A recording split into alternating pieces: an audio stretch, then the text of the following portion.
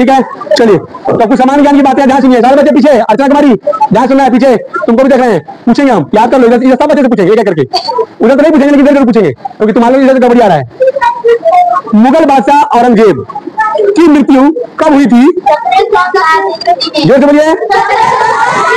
बहुत बढ़िया, आप लोगों को याद है, ये बहुत अच्छी बात है, तालियां सबके लिए जोर से, बहुत बढ़िया।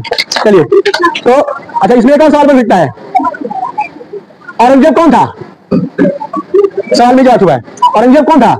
अरे मुगल बादशाह था, खत्म हो जाता, लिखा ना मुगल बादशाह औरंगजेब, तो कोई पूछता औरंगजेब कौन था, तो एक मुगल बादशाह था, है कि नहीं? बोल सकते ना, सवाल से ही सवाल निकालने की कोशिश कीजिए, बुद्धि इसी में है विवेक, एक सवाल को कई तरीके से पूछा जा सकता है ना, समझे? अगर मुगल बादशाह नहीं बोले, सीधे पूछे औरंगजेब की मृत्यु कब हुई थी, तो वही 707। मुगल बादशाह औरंगजेब की मृत्यु कब हुई थी, कभी 707, या और इसे घुमा पूछे 1707 में किस मुगल बादशाह की मृत्यु हुई थी? बोलो, 1707 ईस्वी में किस मुगल बादशाह की मृत्यु हुई थी? अभी किसका नाम लेते हम? यही आप लोग बुद्धि का विवेक इस्तेमाल नहीं करते हैं।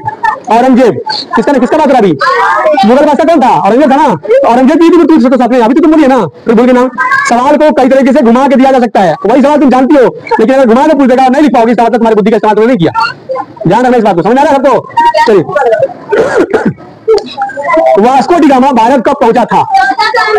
वेरी गुड, याद तो है आपको, जवाब देने का है, लेकिन घुमा के पूछ रहे हैं तो क्या हो जा रही है, इसी में इस्तेमाल करना है। जैसे जैसे आपका लेवल बढ़ेगा क्लास का, आपको अपनी बुद्धि से जवाब देना है, सवाल वही रहेगा लेकिन घुमा देगा। अब जैसे इसी सवाल को मैंने घुमा दिया, 1498 में भारत कौन पहुंचा था? बस सिंपल, वही जवाब, घुमा दिया, सवाल दूसरे पूछ दिए। अब अच्छा दूसरा, वास्को डी गामा 1498 में कहां पहुंचा था? एक ही सवाल को तीन तरीके से पूछ दिए, तीनों जवाब आ गया, भारत पहुंचा था, कब पहुंचा था? 1498 पहुंचा था, कौन पहुंचा था? वास्को डी गामा पहुंचा, तीन जवाब बन गया उसका, सवाल एक ही है, बस पूछने का तरीका लगा है कि नहीं है कि नहीं जी? चलिए आगे, अब आइए, हड़प्पा सभ्यता भारत की सबसे पुरानी सभ्यता क्या है? हड़प्पा सभ्यता की खोज किसने की और कब की? नहीं 1921, याद रखिएगा, हड़प्पा सभ्यता हमारे देश की सबसे पुरानी सभ्यता है ना, सबसे पुरानी सभ्यताओं में से एक है। तो हड़प्पा सभ्यता की खोज कब हुई थी? 1921 ईस्वी में, है ना। और किसने की थी, किसी को पता है?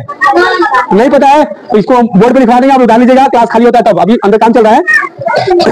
इसका नाम लिखिए, राय बहादुर दयाराम साहनी, याद कर लीजिए, राय बहादुर दयाराम साहनी ने 1921 में हड़प्पा सभ्यता की खोज की।